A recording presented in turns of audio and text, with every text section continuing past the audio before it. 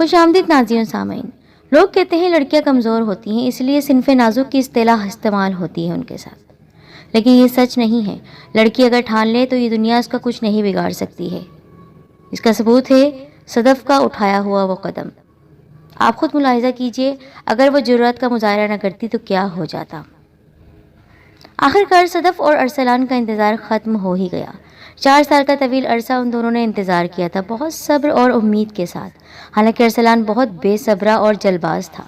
وہ کبھی کبھی تنگ آ کر اپنا موڈ خراب کر لیتا تھا، مگر صدف عقل مندی سے ارسلان کو ہینڈل کرتی رہتی تھی. اسے سمجھاتی کہ یہ جو انتظار کے دن ہیں نا، یہ بہت جلد گزر جائیں گے، پھر ایک خوبصورت زندگی ان کی منتظر ہوگی. حیرت کی بات یہ تھی کہ ارسلان جو ساری یونیورسٹی میں ضدی مشہور تھا، وہ صدف کی بات سن بھی لیتا تھا اور عمل بھی کر لیتا تھا. صدف نے ایک سفید پوش گھرانے میں آنکھ کھولی. وہ 2 بہنیں تھیں، بڑی صدف اور چھوٹی رجو، جو اس سے 7 سال چھوٹی تھی. بھائی کوئی تھا نہیں. اس کے والد جوتے بنانے والے ایک چھوٹے سے کارخانے میں کام کر رہے تھے.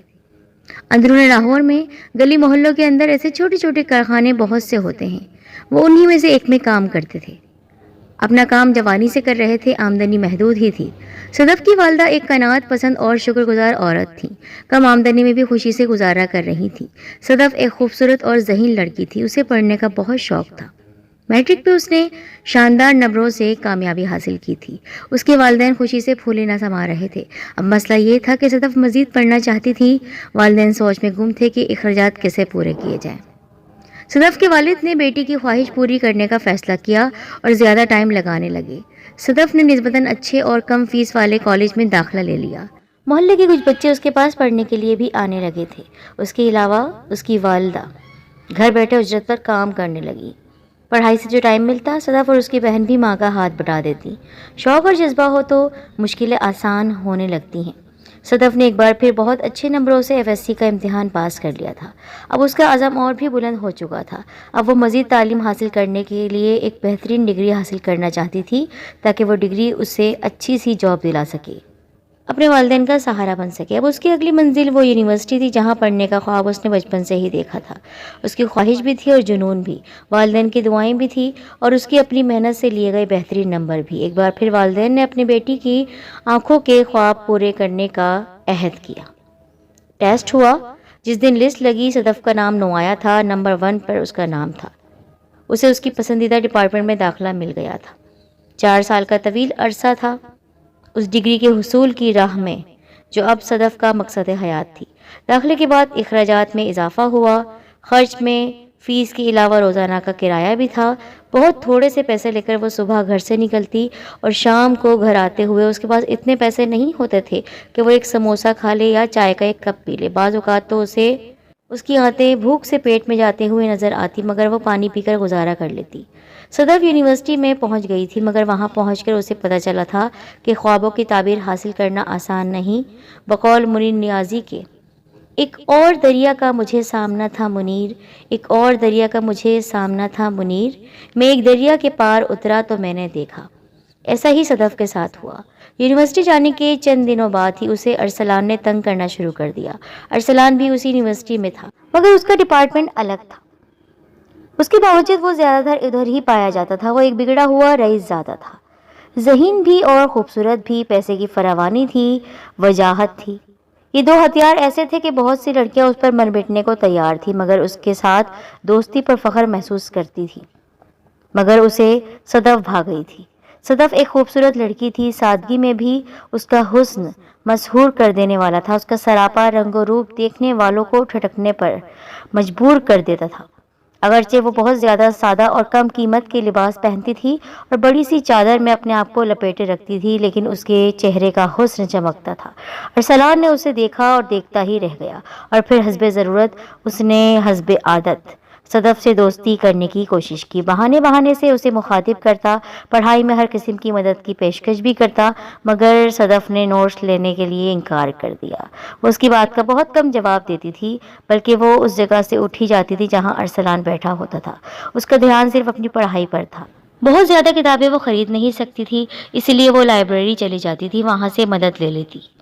ارسلان کو اب غصہ آنے لگا تھا، اسے اگنور ہونے کی عادت نہیں تھی۔ پھر لڑکیاں تو اس پر نثار ہونے کو تیار رہتی تھی، مگر ہر لڑکی تو ایسی نہیں ہوتی۔ صدف کی بے نیازی، اس کا کترانا اسے جھنجھلاہٹ میں مبتلا کرنے لگا تھا۔ انہی حالات میں 1 سال گزر گیا۔ صدف نے اپنی سابقہ روٹین کے مطابق معیار کو قائم رکھا اور بہترین مارکس حاصل کیے۔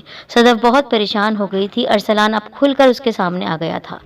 کافی لڑکے اور لڑکیاں یہ بات جان چکے تھے کہ ارسلان صدف کے گرد چکر لگاتا رہتا ہے۔ کئی لوگ خوشامد پسند تھے، ارسلان کو ورغلاتے تھے، اسے اور تیش دلاتے تھے کہ عام سی لڑکی کے آگے ہار گئے ہو، اسے اٹھوا لو، تیری انسلٹ ہو رہی ہے۔ جبکہ صدف اس موضوع پر کسی سے بات نہیں کرتی تھی، بلکہ وہ بہت کم ہی کسی سے مخاطب ہوتی تھی۔ 2-4 لڑکیاں تھیں جو کہ پڑھنے والی تھیں اور اپنی ڈگری کو لے کر سنجیدہ تھیں، ان سے پڑھائی کے معاملے میں بات کر لیتی تھی۔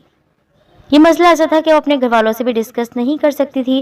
اس کے ماں باپ ڈر جاتے اور پڑھائی چھڑوا کر گھر بٹھا لیتے۔ آخر اس نے سوچ بچار کے بعد ارسلان سے اس معاملے پر صاف صاف بات کرنے کا فیصلہ کیا۔ اگلے دن موقع بھی تھا، تلاش میں وہ تھی ہی، کہیں ارسلان اکیلا نظر آ جائے تو بات کرے۔ وہ نہیں چاہتی تھی کوئی اسے ارسلان کے ساتھ دیکھے۔ ابھی یہ بات وہ سوچ ہی رہی تھی، ارسلان خود ہی اس کے قریب چلا آیا۔ کیسی ہو مس صدف؟ صدف پہلے ایسے موقع پر راستہ ہی بدل لیتی تھی بغیر کوئی جواب دیے، مگر اب اس نے گہرا سانس لیا اور کہنے لگی، ارسلان صاحب، آپ سے میری ریکویسٹ ہے، مجھے میرے حال پر چھوڑ دیں۔ میں بڑی مشکل سے یہاں تک پہنچی ہوں، میرے گھریلو حالات اس قابل نہیں ہیں کہ میں یہاں تعلیم حاصل کر سکوں۔ آپ کے سامنے بہت سی لڑکیاں ہیں جو آپ سے دوستی کی خواہش مند ہیں، آپ میرا پیچھا چھوڑ دیں پلیز۔ نظریں جھکائے جھکائے اس نے بات کی۔ ارسلان ایک ٹک اسے دیکھ رہا تھا۔ اتنے قریب سے اس نے پہلی بار صدف کو دیکھا تھا۔ اس کا خوبصورت چہرہ اتنے قریب سے دیکھ کر اس کے دل کی حالت ہی بدل گئی۔ صرف چند لمحے کی بات تھی، اس نے محسوس کیا اگر صدف اسے نہ ملی تو وہ شاید زندہ بھی نہ رہ پائے گا۔ اس نے کہا، مس صدف، میں آپ سے جھوٹ نہیں بولوں گا، میں نے بہت سی لڑکیوں سے دوستی کی، آپ کی بھی دوستوں سے میں نے دوستی کی۔ آپ کے گریز نے مجھے ضد دلا دی اور میں غصے میں آ گیا۔ آپ جب مجھے اگنور کرتی تھی تو مجھے اپنی توہین محسوس ہوتی تھی، مگر آج اس لمحے پوری سچائی سے اقرار کرتا ہوں، میں آپ کو اپنی زندگی میں شامل کرنا چاہتا ہوں، پوری عزت اور احترام سے آپ کو اپنا بنانا چاہتا ہوں۔ صدف ہکا بکا رہ گئی۔ اتنا امیر لڑکا اسے شادی کی آفر کر رہا تھا۔ دیکھیے ارسلان صاحب، آپ کی اور میری کلاس میں بہت فرق ہے۔ میں تعلیم حاصل کر کے اپنے گھر والوں کا ساتھ دینا چاہتی ہوں، ٹھیک ہے؟ جب آپ اور میں فارغ ہو جائیں گے تب تو آپ کو کوئی اعتراض نہیں ہوگا نا؟ ارسلان کی اس بات پر صدف کو بہت غصہ آیا، مگر وہ کوئی تماشا نہیں لگانا چاہتی تھی۔ میں ایک عزت دار لڑکی ہوں، اپنی کوئی کہانی نہیں بنوانا چاہتی ہوں، خدا کے لیے میرا پیچھا چھوڑ دیں۔ وہ روحان سی ہو گئی، رونے لگی۔ آپ سوچ لیں، اگر آپ نے کل مجھے ہاں میں جواب دیا کہ آپ تعلیم سے فارغ ہو کر میرے ساتھ شادی پر راضی ہوں گی تو میں آپ کو تنگ نہیں کروں گا، ورنہ ساری دنیا کے سامنے خود کو ختم کر لوں گا۔ ارسلان کی اس بات پر صدف ہل کر رہ گئی۔ ارسلان یہ کہہ کر وہاں سے چلا گیا۔ صدف گمسم رہ گئی۔ گھر آ کر بھی اس نے کھانا نہیں کھایا۔ آنے والے وقت کا خوف سے اسے لرزہ ہو رہا تھا۔ آخر اس نے وضو کیا، اللہ کے سامنے جھک گئی، اللہ سے ساری باتیں کہہ کر اس کا دل پرسکون ہو گیا۔ اگلے دن سارا وقت اسے ارسلان نظر نہیں آیا، پھر اگلا پورا ہفتہ وہ غائب رہا۔ وہ سکون سے اپنا کام کرتی رہی، پھر اس کا سکون لمحے بھر میں ختم ہو گیا جب اس نے ارسلان کو اپنی طرف آتا ہوا دیکھا۔ اس وقت وہ گھر جانے کے لیے نکل رہی تھی۔ جی مس صدف، کیا سوچا آپ نے؟ آتے ہی اس نے پوچھا۔ صدف نے نظر اٹھا کر اس کی طرف دیکھا اور دل میں اعتراف کیے بغیر نہ رہ سکی، وہ کتنا خوبصورت ہے۔ ٹھیک ہے ارسلان، مجھے آپ کی بات منظور ہے، میں تعلیم سے فارغ ہو کر آپ سے شادی کرنے کے لیے راضی ہوں، مگر میری بھی ایک شرط ہے۔ کہیے؟ وہ مطمئن ہو کر بولا۔ اس دوران آپ مجھے ڈسٹرب نہیں کریں گے، تنگ نہیں کریں گے، میں سکون سے اپنی تعلیم حاصل کرنا چاہتی ہوں، مکمل کرنا چاہتی ہوں۔ ارسلان کچھ دیر خاموش رہا، پھر اس نے کہا، ٹھیک ہے مس صدف، میں آپ کا انتظار کروں گا، وعدہ کرتا ہوں آپ کی عزت میں کوئی حرف برابر کمی نہیں آنے دوں گا، میری طرف سے آپ کو کوئی شکایت نہیں ہوگی۔ یہ کہہ کر وہ پلٹ گیا۔ صدف نے سکون کا سانس لیا اور اس کا پورا وجود جیسے ہلکا ہو گیا۔ اور پھر ارسلان نے اپنے وعدے کو پورا کر دیا۔ وہ صدف کو بہت کم مخاطب کرتا تھا، کسی دوست کے ساتھ اس کی بات بھی نہیں کرتا تھا، وہ زبردستی اسے بات کرنے پر مجبور بھی نہیں کرتا تھا، مگر اس کے باوجود وہ پوری طرح صدف سے باخبر رہتا تھا، اسے دیکھنے روز آتا تھا۔ اب اس کی نظروں میں آوارگی نہیں، احترام ہوتا تھا۔ وقت گزرتا گیا، ایک دن صدف کا خواب پورا ہو گیا۔ 4 سال مکمل ہو گئے تھے، ارسلان بھی فارغ ہو چکا تھا اور کسی بہت اچھی فرم میں انٹرنشپ کر رہا تھا۔ صدف نے فائنل ایگزام دیے، اب اس کا یونیورسٹی آنے کا کوئی جواز نہیں تھا۔ رخصت ہوتے ہوئے آخر دن ارسلان نے بہت جلد اپنے والدین کو رشتے کے لیے بھیجنے کا وعدہ کیا، اپنی محبت اور وفا کا یقین دلایا، صدف کو ایک خوبصورت زندگی کا سنہرے مستقبل کی آس دلا کر چلا گیا۔ صدف گھر رہنے لگی۔ رزلٹ کے بعد کسی جاب کی پلاننگ کر رہی تھی۔ اسے امید تھی کہ اسے ڈگری ملنے کے بعد بہت اچھی جگہ جاب مل جائے گی۔ صدف کا رزلٹ آ گیا۔ اس دن اس کے گھر میں جیسے عید کا سا سما تھا۔ اس نے بہت اچھے نمبر لیے تھے۔ اس کے گھر والے خوشی سے پھولے نہ سما رہے تھے۔ جس دن صدف کا رزلٹ آیا اس سے اگلے دن ارسلان اپنے گھر والوں کے ساتھ اس کے گھر رشتہ لے کر آ گیا۔ صدف کے والدین حیران پریشان رہ گئے۔ اتنے امیر لوگ اتنی بڑی گاڑی سے اترے تو محلے والے بھی حیرت سے منہ کھول کر دیکھ رہے تھے، رش کر رہے تھے صدف کی زندگی پر۔ ارسلان کے والدین کے علاوہ اس کی چھوٹی بہن بھی ساتھ تھی۔ سادہ سے کمرے میں پلاسٹک کی کرسیوں پر بیٹھے ہوئے انہوں نے صدف کے ماں باپ کے آگے اپنے بیٹے کا رشتہ رکھا اور بہت عزت سے ان کی بیٹی کا ہاتھ طلب کیا۔ صدف کے والدین حیران تھے۔ صدف باورچی خانے میں تھی، بہت پرسکون تھی۔ اس کی ماں اس کے پاس آئی اور پوچھا، تم ارسلان کو جانتی ہو؟ جی امی، اس نے کہا۔ ارسلان بھی اسی یونیورسٹی میں پڑھتا تھا، میں اسے جانتی ہوں۔ تو پھر وہ رشتہ بھی تمہارے کہنے پر لایا ہوگا؟ ماں نے تنزن پوچھا۔ میں جانتی تھی وہ آئے گا، میں نے ہی اسے کہا تھا جب میرا رزلٹ آ جائے تب رشتہ بھیجنا۔ ماں نے بیٹی کا چہرہ غور سے دیکھا۔ بیٹی پڑھ لکھ گئی تھی۔ فطرتاً ان پڑھ والدین ذرا سا جھجک جاتے ہیں زیادہ پڑھی لکھی اولاد سے بات کرنے میں۔ تم تو کہتی تھی میں نوکری کروں گی، آپ کا ہاتھ بٹاؤں گی، گھر کے حالات بدلوں گی، ماں نے اس کو غور سے دیکھتے ہوئے کہا۔ صدف کچھ دیر خاموش رہی۔ امی آپ اندر چلے جائیں اور ارسلان کے والدین سے کہیں ہم غیر برادری میں بیٹی کی شادی نہیں کرتے۔ اگر وہ زیادہ اصرار کرے تو پھر کہیے گا ہماری بیٹی راضی نہیں ہے۔ اس کی ماں حیرانگی سے کمرے میں چلی گئی۔ وہاں جا کر بڑی انکساری سے عاجزی سے کہا، ہم غیر برادری میں بیٹی کی شادی نہیں کرتے ہیں، ہم بیٹی نہیں دیتے ہیں۔ انہوں نے بہت اصرار کیا، صدف کو خوش رکھیں گے، کوئی شکایت کا موقع نہیں ملے گا۔ ارسلان بہت بے چین اور پریشان ہو گیا تھا۔ جب وہ بہت زیادہ اصرار کرنے لگے تو پھر صدف کی ماں نے کہا، بہن جی میری بیٹی اس رشتے پر راضی نہیں ہے۔ ارسلان پر تو گویا پہاڑ گر پڑا۔ اس کے والدین بھی حیران رہ گئے۔ وہ ساری کہانی جانتے تھے، ارسلان نے انہیں سب کچھ بتا رکھا تھا۔ یہ کیسے ہو سکتا ہے؟ ارسلان کا ذہن ماؤ صدف کے وعدے پر اس نے 4 سال انتظار کیا تھا۔ کافی دیر بحث ہوتی رہی۔ جب صدف کے والدین نہ مانے تو ارسلان نے کہا، آنٹی آپ ایک بار صدف کو بلا دیں، میرے سامنے وہ انکار کرے تب ہم چلے جائیں گے۔ صدف کے باپ نے اس کی ماں سے کہا، صدف کو بلا لائیے۔ تھوڑی دیر بعد صدف ان کے سامنے تھی، سادے سے لباس اور چادر سے اپنا وجود ڈھانپے وہ بہت اعتماد سے اندر آئی۔ ارسلان کے والدین اپنے بیٹے کی پسند کی داد دیے بغیر نہ رہ سکے۔ انہیں سچ میں صدف بہت پسند آئی تھی۔ صدف گویا گدڑی میں لال تھی۔ وہ سامنے بیٹھ گئی۔ بیٹی، ارسلان کی والدہ نے اسے بڑے پیار سے مخاطب کیا، تم ارسلان کو جانتی ہو؟ جی آنٹی، یہ میرے ساتھ یونیورسٹی میں تھے۔ صدف نے نظریں جھکائے کہا۔ اس نے ایک بار پھر ارسلان کی طرف نہیں دیکھا تھا۔ ارسلان کا تو گویا دل آنکھوں میں آیا ہوا تھا۔ وہ ایک ٹک صدف کو دیکھ رہا تھا۔ ہم تمہارا ہاتھ مانگنے آئے ہیں، تمہاری والدہ کا کہنا ہے تم اس رشتے پر راضی نہیں ہو، جبکہ ارسلان تو کچھ اور ہی کہہ رہا تھا۔ انہوں نے صدف کو جیسے جتایا کہ مجھے ساری بات کا علم ہے۔ جی آنٹی، صدف نے بڑے اعتماد سے جواب دیا، میں نے ارسلان سے کہا تھا میرے رزلٹ کے بعد اپنا رشتہ بھیجیں۔ صدف کے والدین بیٹی کی بات سن کر شرمسار ہو گئے اور اپنا سر جھکا لیا۔ غریب آدمی کے پاس عزت ہی ایک قیمتی چیز ہے، آج ان کی بیٹی نے انہیں رسوا کر دیا تھا۔ تو پھر انکار کی وجہ؟ ارسلان کی والدہ نے تنزیہ پوچھا۔ بس یہ شادی نہیں کرنا چاہتی ہوں۔ ارسلان کے لب جیسے سل گئے، وہ کوئی بات کرنے کے قابل نہیں تھا۔ تمہارے لیے شادی بیاہ مذاق ہے؟ ارسلان کے والد کو بھی غصہ آ گیا۔ ایک معمولی سی لڑکی انہیں ڈیگریڈ کر رہی تھی۔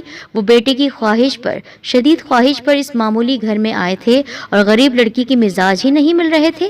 جب شادی نہیں کرنی تھی تو وعدہ کیوں کیا؟ 4 سال تک میرے بیٹے کو آس کے سہارے کیوں رکھا؟ تو کیا کرتی؟ صدف ایک دم اونچی آواز میں چلائی۔ سب ہکا بکا رہ گئے۔ اب وہ چپ نہیں رہ سکتی تھی۔ 4 سال سے چپ رہی تھی۔ کیا کرتی میں؟ یہ آپ کا بیٹا، اس نے ارسلان کی طرف انگلی اٹھا کر کہا، اس نے میرا جینا حرام کر دیا تھا، مجھے یونیورسٹی میں ذلیل کر رہا تھا، غنڈے دوستوں کو مجھے ہراساں کرنے کے لیے میرے پیچھے لگائے ہوئے تھے۔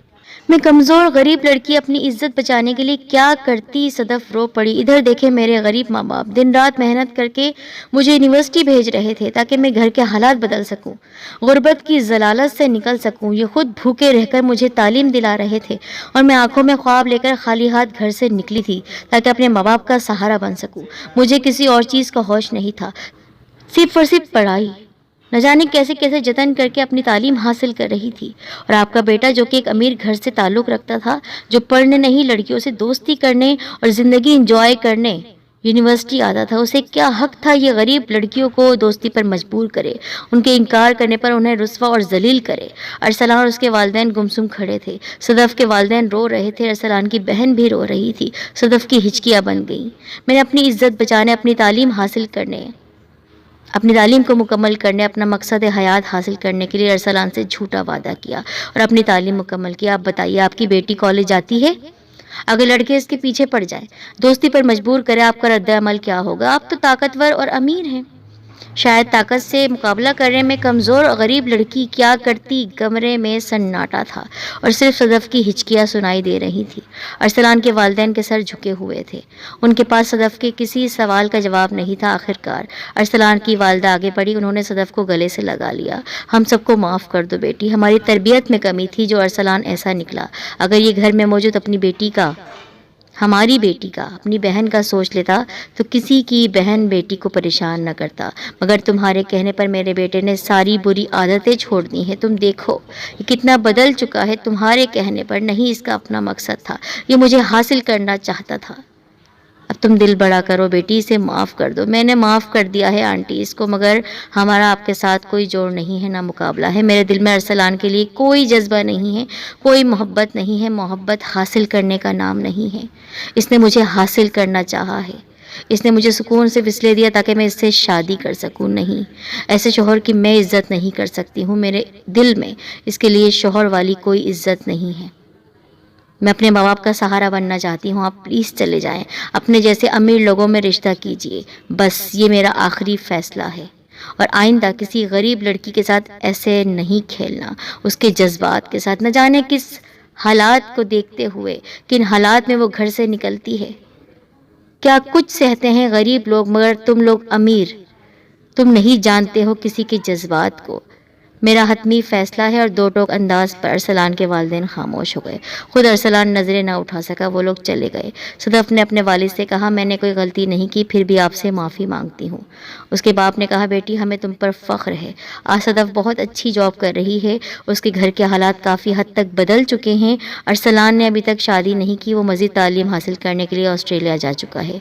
सदफ ने अपनी वालिदैन के सामने अपनी शादी का मामला रख दिया है और इंतज़ार कर रही है अच्छे मुस्तकबिल का। कौन कहता है औरत कमज़ोर होती है?